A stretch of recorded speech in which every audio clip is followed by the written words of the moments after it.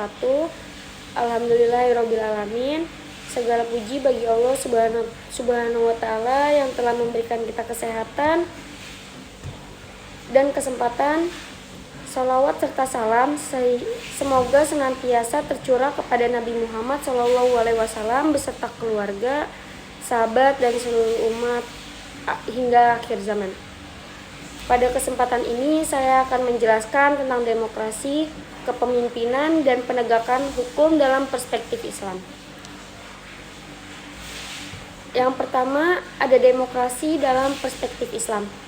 Demokrasi adalah sistem pemerintahan yang memberikan kesempatan kepada rakyat untuk berpartisipasi dalam menentukan kebijakan dan memilih pemimpin.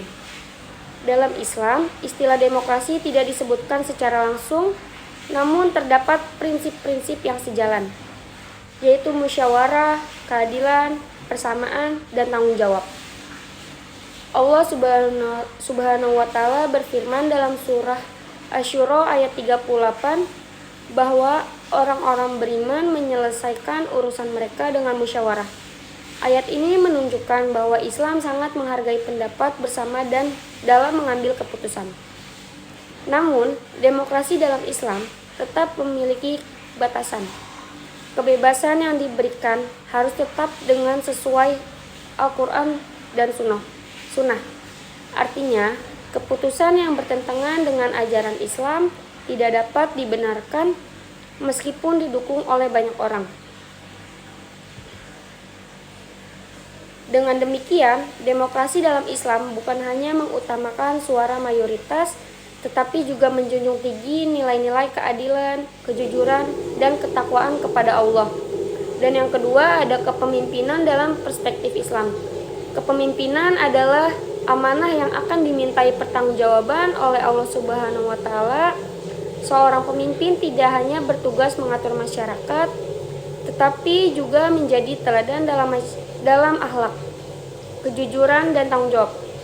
Rasulullah SAW bersabda bahwa setiap orang adalah pemimpin dan setiap pemimpin akan dimintai pertanggungjawaban atas kepemimpinannya. Seorang pemimpin dalam Islam harus memiliki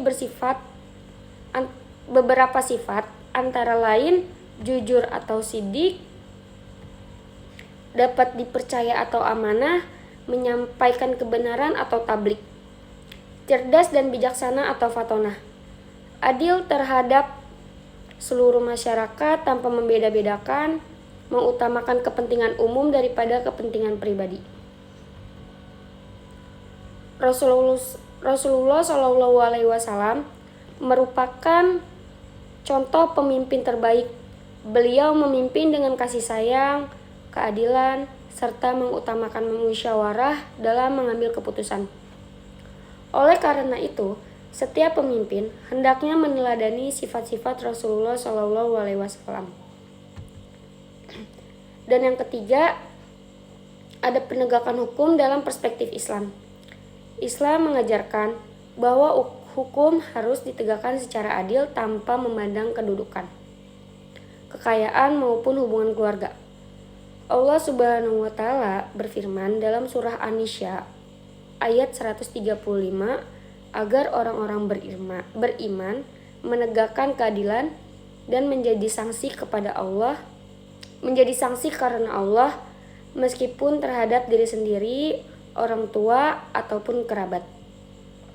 Prinsip-prinsip penegakan hukum dalam Islam antara lain, yang pertama ada keadilan bagi semua orang, yang kedua ada tidak pilih kasih, yang ketiga menghormati hak asasi manusia, yang keempat memberikan sanksi sesuai dengan aturan yang berlaku, yang kelima mengutamakan keselamatan dan mencegah kerusakan. Tujuan penegakan hukum dalam Islam bukan hanya memberikan hukuman, tetapi juga menciptakan keamanan, ketertiban, dan kehidupan masyarakat yang damai serta bermartabat. Kesimpulannya, berdasarkan penjelasan tersebut, dapat disimpulkan bahwa Islam sangat menjunjung tinggi nilai demokrasi melalui musyawarah mengajarkan kepemimpinan yang amanah dan adil, serta menekankan pentingnya penegakan hukum yang berlandaskan keadilan. Apabila nilai-nilai tersebut diterapkan dengan baik, maka akan tercipta masyarakat yang harmonis, sejahtera, serta mendapatkan keberkahan dari Allah Subhanahu wa Ta'ala. Demikian penjelasan yang dapat saya sampaikan. Semoga materi ini dapat menambah pemahaman kita tentang demokrasi, kepemimpinan, dan penegakan hukum dalam perspektif Islam. Wassalamualaikum warahmatullahi wabarakatuh.